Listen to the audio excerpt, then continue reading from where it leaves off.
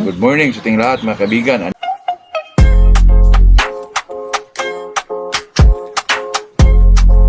Andito na naman tayo sa ating usapang magmanok po.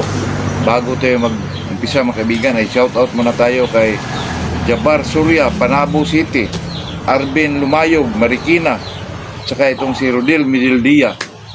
Good morning sa ating lahat po. Ngayon lang talaga tayo nakapag-vlog ulit mga kaibigan kasi medyo palaging umuulan dito mga kaibigan. Walang humpay ang ulan po. Ulan ang ulan. Ako naman mga kaibigan ay talagang napa-busy tayo kasi medyo mga maliit natin at tag-2 buwan mga kaibigan. Inilimber ko na kasi hindi ko sila inihalo doon sa ginagawa nating paggalaan po kasi medyo malalaki na yung iba mga kaibigan. Tag 3 months old na, 3 months plus. At saka baka mapiktuhan yung pagtubo nila. Nilimber-limber ko na lang po mga kaibigan. Pero busy ako kayo ng umaga kasi pumunta ako doon sa baybayin. Kumuha ako ng yung mga buhangin, kaibigan. Nilagay ko doon sa anuhan nila kasi ayoko po magkaputik, mga kaibigan. Kasi yung putik po, medyo doon mag-umpisa yung sakit, mga kaibigan. Kaya talagang napaka mga kaibigan. Matrabaho talaga mga kaibigan. Iniisa-isa mo yung nakalimber, lagyan mo ng mga buhangin, kinuha mo yung mga ipot, nako. Inaisa, ang daming limber po mga kaibigan. At saka mayroon na rin tayong mga medyo malalaki. Magaganda po, mga pormahan ng mga golden boy mga kaibigan, totoo yan. At saka na-enjoy, kahit medyo matrabaho mga kaibigan, pero nag-enjoy pa rin tayo mga kaibigan kasi medyo nakita ko po mga golden boy, nako, napakaganda po. At saka mayroong mga pailan-ilan na mga golden, mga gold. At saka nagpakasta tayo ngayon ng gold saka gray. Inaano ko lahat ng mga babae mga kaibigan kasi nagbaksin tayo dati mga 3 days ago po. Tsaka gusto kong pinapaprisko ko muna yung bugkak natin para medyo siya mga kaibigan, maprisko po kasi magumpisa na tayo magpakasta na naman ulit mga kaibigan. Gusto kong makaparami ng gray at saka gold mga kaibigan kasi medyo magagaling sila. At saka yung nagpaano pa rin tayo ng golden boy pa rin para medyo pag may kumukuha mga kaibigan ay talagang may bigay tayo po. Kasi itong golden boy naman sa atin mga kaibigan ay medyo napamangha po ako mga kaibigan kasi yung broodcock super mga kaibigan kasi may kapitbahay ako dito nagdala ng manok. Ayaw ko sanang ibitaw kasi nagkasta para naman tayo medyo mahiya mga kaibigan kasi parang sabihin ba na hambog tayo, hindi tayo nagpabitaw sa manok natin. Kaya pinagbigyan ko po mga kaibigan. Grabe pumalo yung golden boy mga kaibigan. Kahit sa lupa na, grabe talaga mga kaibigan. Sabi nila walang cutting, nako. Grabe mga kaibigan, talagang pandiin po. Yan ang nagustuhan ko sa golden boy mga kaibigan, lalo na sa baba po mga kaibigan. Ako, talagang grabe, parang nagmaso mga kaibigan. At saka kung mag-ayag mga kaibigan, parang nagwawalis po. Wala makita mo yung paa mga kaibigan na talagang inihagis po. Ayun ang nakabiliban ko sa golden boy mga kaibigan, lalo na pag i-cross mo sila sa gray. Ang gray napakagaling po. Yung gray ko naman mga kaibigan ay lang yan, cruises lang yan. Cruises ng Allen Rounded saka 5K mga kaibigan. Naluan siya ng gray din. Kaya di ko na alam mga kaibigan na yung umpisa niyan ay may gray akong lalaki na parang regular gray mga kaibigan. Na i-cross ko sa babae na 2-way cross siya ng Allen Rounded at saka 5K. Medyo maganda yung lumalabas mga kaibigan. May inaano akong babae na 2 pero isa lang ang nakuha ko kasi yun ang pinakamaganda. Yan, hanggang ngayon mga kaibigan, nandyan po. Yan ang ginagamit ko, lalo na pag backcross sa golden boy. Napakaganda mga kaibigan at saka may mga palo talaga. Ito pag-usapan natin mga kaibigan ay itong kasi ito naman sa atin mga kaibigan, mga tanong lang naman ito. Pero pag wala naman tayong may sagot, sabihin natin na wala tayong sagot dyan. Sabi niya, kung tayo daw nagpapalahi mga kaibigan, ano daw gawin natin para mapanatili yung isang bloodline ng hawak natin po? Madali lang yun mga kaibigan. Pagdating ng panahon na medyo may edad na sila, depende na lang sa iyo yun mga kaibigan. Mag-inbreeding ka ba o mag-line breed ka?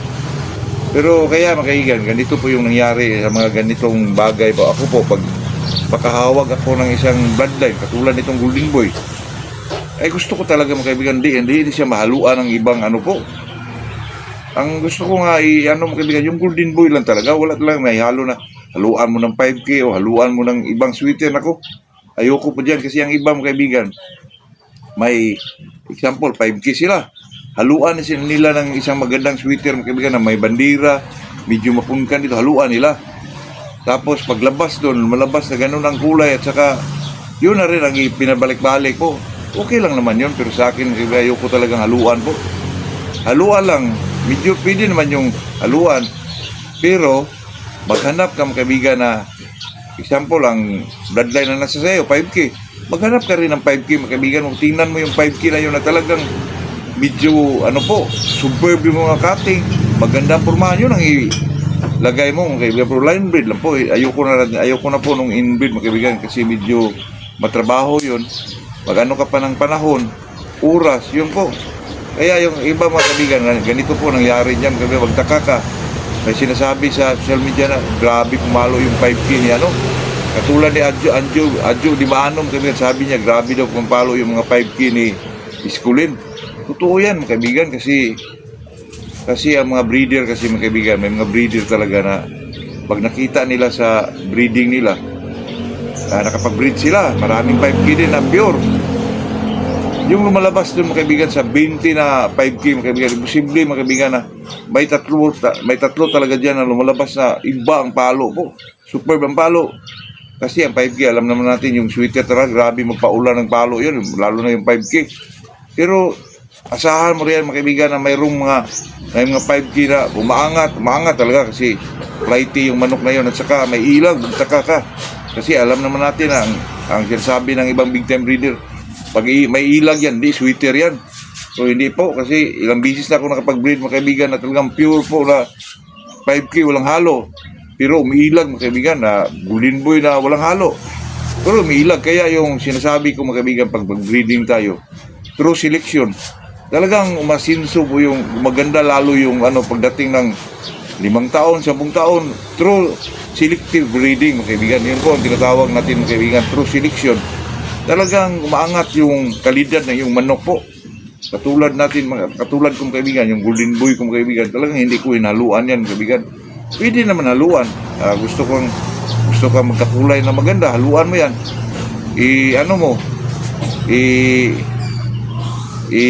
Kaibigan, labas mo yan. Pag makikita ka na magandang kulay, balik mo doon sa balik mo ng 3 bisis ba? Di, bumabalik din yun sa kanyang kaibigan, natural na yung tinatawag ng strain po mga kaibigan. Pero as a breeder mga kaibigan, gusto ko talaga na hindi haluan po. Pwede naman yung line breeding mga kaibigan or selective breeding through selection. Talagang maganda yung manok mo. Ito kasing golden boy mga kaibigan, makapagpalabas po ito ng medyo yung tinatawag nilang magandang kulay, yung mga pumpkin po. Magpalabas talaga itong golden boy mga kaibigan, magpalabas sila ng medyo bandirado.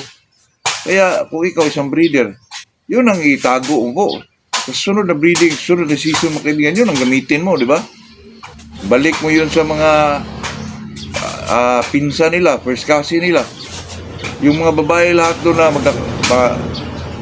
magkasing kulay ng broodcock, yun ang itira mo naman lahat.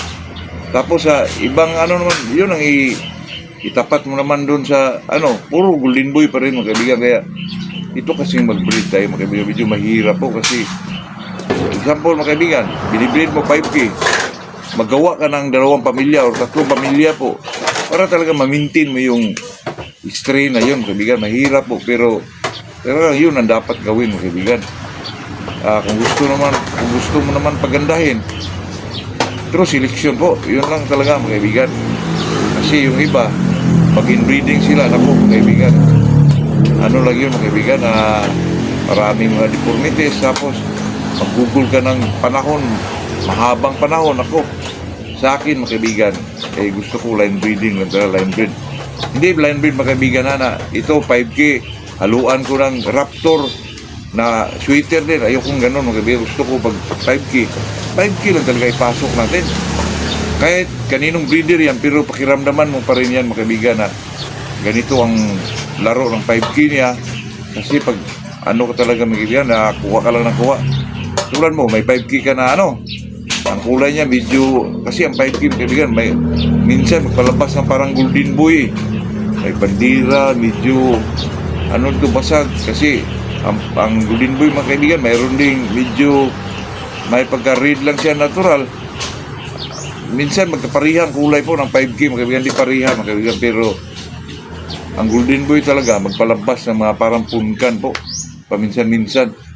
Pero ang kulay talaga pag ang ginagamit ng bugak ay medyo pumpkin or punkan siya, magpalabas talaga yan ng punkan po. Ang 5K naman magpalabas ng punkan, magpalabas din ng medyo dark lang. Pero magkaiba ang away nila kasi ito 5K mga kaibigan, medyo flighty po. Ang Golden Boy lang, ang gusto ko talaga sa Golden Boy, mga kaibigan, talagang balakas baba po. Super. Kaya yun po mga kaibigan, yun lang ang ating masabi dyan. Nagpagtayo isang breeder mga kaibigan, kung gusto ko, i-maintain ko yung bloodline ko na inanawakan ko, ayoko pong pasukan ng iba po. Kaya sabihin na nila mga kaibigan na pangit na ng ano mo. Talaga huwag mo haluan yan mga kaibigan. Maghanap ka lang ng kapatulad ng bloodline na inanawakan mo na medyo superb ang mga cutting po. May mga talagang pandiin na palo mga kaibigan. Para ma-maintain yun nasa bloodline at saka medyo may mga palo talaga. Seleksyon lang naman yan talaga mga kaibigan, totoo yan. Kahit itong hinawakan mo, magkuha ka rin sa ibang breeder. Magsili ka doon na talagang yung may mga palo talaga para pagdating sa iyo, pag breed mo, talagang malambas mga kaibigan na ang mga offspring ay talagang napakaganda at saka may mga palo talaga. Yun lang po mga kaibigan. Bilang isang gilid-gilid boys mga kaibigan, mga breeder tayo na walang pira, pero kailangan din natin tingnan yung mga ganong klaseng pamamaraan mga kaibigan para naman medyo masigla tayo sa ating hilig po. Yun lang naman talaga mga kaibigan, pag mag-breed tayo mga kaibigan, lumalabas may mga palo at saka maganda pa ang pormahan, medyo sumigla din tayo mga kaibigan, di ba po? Yun lang mga kaibigan, magandang umaga sa ating lahat po.